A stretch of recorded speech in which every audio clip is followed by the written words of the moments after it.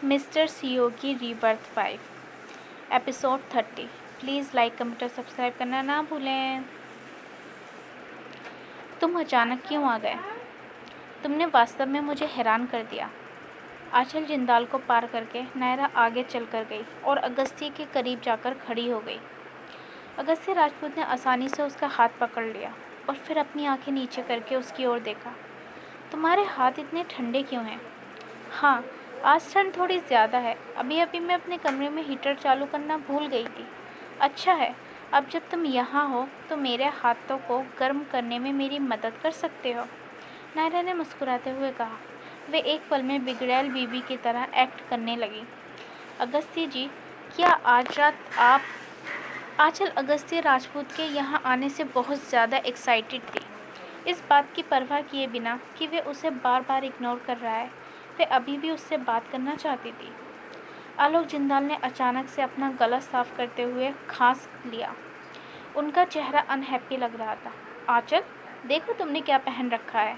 अगस्त्य तुम्हारा जीजा है, तुम उसके सामने इतने छोटे कपड़े पहन के कैसे आ सकती हो?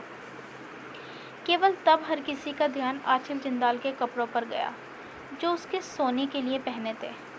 ये एक सेक्सी टाइप की मैक्सी थी। ये पतली और छोटी थी, जो उसके कंधे और कॉलर बोन के एक महत्वपूर्ण हिस्से को दिखा रही थी। यहाँ तक कि उसकी छाती भी थोड़ी सी दिख रही थी और वे उसकी जांघ के बस थोड़े से हिस्से को ढक पा रही थी। वे शायद इससे ज़्यादा छोटी नहीं हो सकती थी। उनका पहले सारा ध्यान अगस्त्य राजपूत पर था, मगर आंचल के कपड़े देखने के बाद आलोक जिंदाल का फेस कढ़ाई की तरह काला हो गया। पिताजी, पहले मैं सोने की तैयारी कर रही थी। जब मैंने सुना कि अगस्त्य जी आ गए हैं तो मैं भागी भागी आंचल जिंदाल एक्सप्लेन कर रही थी। तभी एक पतला सा कोट उसके सर पर किसी ने डाल दिया। उसने अपने मुंह से कोट को उतारा और नायरा को देखा। ये वही कोट था जो नायरा ऊपर से पहनकर नीचे आई थी। इसे पहन लो। तुम्हें भले ही ठंड से डर न लगे, लेकिन हम सभी को तुम्हें इस तरह देखकर ठंड लग रही है। नायरा की आवाज़ शांत थी। शुक्रिया दीदी। आंचल जिंदाल अचानक से कुछ और नहीं कह पाई। उसने चुपके से अगस्त्य राजपूत को देखा, लेकिन उसकी नज़रें एक बार भी उस पर नहीं पड़ी थी। उसकी टांगों को तो छोड़ो, उसने उसके कंधों की तरफ भी एक बार नहीं देखा था। अय्या, बहुत ज़्यादा ठंड है। नायरा अचानक से कांप उठी। मैंने नहीं सोचा था कि अपना कोट उतारने के बाद इतनी ठंड होगी। डैड, काफ़ी रात हो गई है, आप सब लोगों को जल्दी सो जाना चाहिए। अगस्त्य और मैं भी अपने रूम में जा रहे हैं। जीजा जी अभी तो आए हैं और दीदी पहले ही उन्हें अपने कमरे में वापस ले जा रही हैं, आंचल जिंदाल ने बुदबुदाया। आलोक जिंदाल ने आंचल जिंदाल को देखा। तुम ज़्यादा बोलना सीख गई हो, जल्दी अपने कमरे में जाओ और अपने कपड़े पहनो। ये देखकर कि सभी वहाँ खड़े थे, आंटी नीता बोली, क्यों ना मैं किचन में जाकर सबके लिए थोड़ा सा सपर बना दूँ। मौसम कुछ ज़्यादा ही ठंडा है, सोने से पहले कुछ गर्म खाना अच्छा होगा। हाँ हाँ आंटी नीता, जल्दी करो और कुछ अच्छा सा बना लो। आंचल जिंदाल ने तुरंत पीछे मुड़कर उनसे कहा, आप लोग खाइए, आज मैंने ज़्यादा खाना खा लिया था तो मुझे भूख नहीं है। अगस्त्य पूरा दिन कंपनी में बिजी थे और अब काफ़ी रात हो चुकी है, तो हम आप लोगों को ज्वाइन नहीं करेंगे। नायरा ने शांति से अगस्त्य राजपूत का हाथ पकड़ लिया, ताकि आंचल जिंदाल को अगस्त्य के पास आने का कोई भी मौका न मिल सके। ठीक है, तुम सब आराम करने के लिए अपने कमरे में वापस जाओ। आंटी नीता, खाना बनाने की कोई ज़रूरत नहीं है, आलोक जिंदाल ने सख्ती से कहा। ये सुनकर आंटी नीता ने तुरंत रसोई की तरफ अपने कदम रोक दिए। आंचल जिंदाल के लिए अगस्त्य राजपूत को देखना बहुत ज़्यादा दुर्लभ था। वे उससे बात करने के लिए अवसर ढूंढना चाहती थी। वे उसके साथ खाना खाने भी नहीं बैठना चाहता था, तो फिर वे उससे अकेले में बात करने की अपॉर्चुनिटी कैसे ढूंढेगी? नायरा की निगाहों में कोई चिंता नहीं थी जब उसने आंचल जिंदाल को देखा। इस तरह के कपड़े पहनकर वे नीचे भाग आई थी। उनके पिता की ट्रेडिशनल सोच को देखते हुए वे कैसे नाराज़ नहीं हो सकते थे। मेरी प्यारी छोटी बहन, तुम सच में दूर तक की सोच नहीं रखती। इस तरह तुम्हारे इरादे आसानी से सबके सामने आ जाएंगे।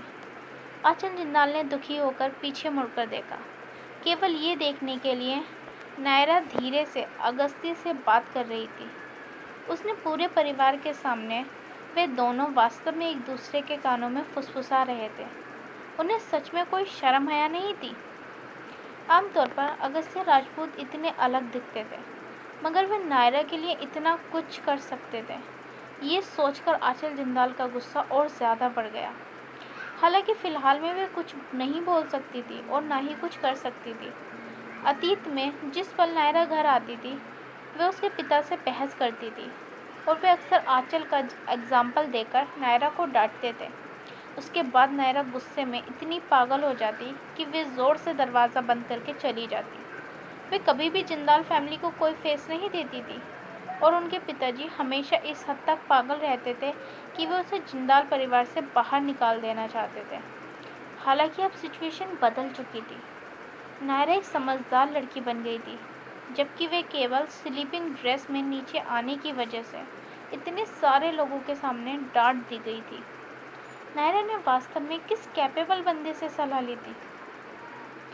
हर कोई स्पष्ट रूप से देख सकता था कि नायरा बहुत घमंडी और प्राउड लड़की थी, मगर फिर भी कोई उससे नफरत नहीं करता था। सुनीता गुप्ता ने देखा कि नायरा और अगस्त्या के पहले ही ऊपर जा चुके थे और चुपचाप से बोली, नायरा ये बच्ची, ये अभी भी कितनी इमेच्योर है। अगस्त्य आधी रात में आया है, कम से कम उसे बड़ों से थोड़ी सी बात तो करने देती, ताकि वे लोग एक प्रॉपर परिवार की तरह आपस में बातचीत कर सकें। वे अभी तक बड़ी नहीं हुई है। उसकी वजह से अगस्त्य भी बड़ों की रेस्पेक्ट करना भूल गया। आंटी सुनीता सही कह रही हैं पिताजी, अभी मैं बस यही कहना चाहती कि दीदी बहुत आगे निकल। आंचल जिंदाल ने धीरे से बुदबुदाया।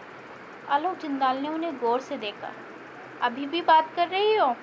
क्या तुम्हें देख नहीं रहा क्या समय हो रहा है? ऐसी कौन सी बातें जो इतनी रात होने पर तुम्हें करनी है?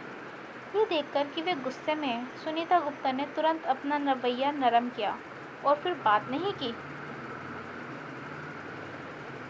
नायरा जिंदाल, उस छोटी सी लड़की से निपटना इतना कठिन पर कठिन होता जा रहा है।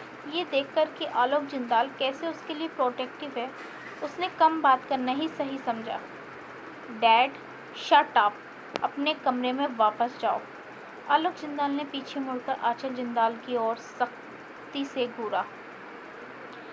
अपने पिताजी के द्वारा चिल्लाए जाने के बाद वह डर गई और उसने दोबारा बोलने की हिम्मत नहीं की।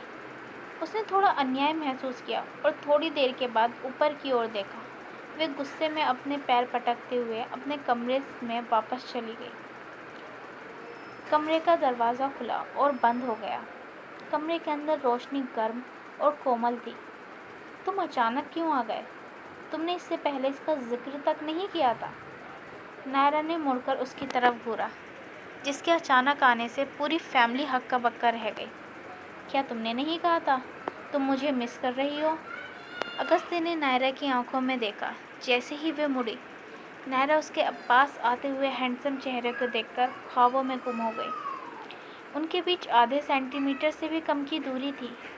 इतने करीब आने की वजह से उसकी सांसें उसके चेहरे पर पड़ने लगी। नायरा के दिल की धड़कन तुरंत तेज़ हो गई। वह इस बात से अवगत थी कि वे जिंदाल हाउस में थे। भले ही दरवाज़ा बंद था, नायरा ने अपना हाथ उठाकर उससे एक तरफ धकेलना चाहती थी।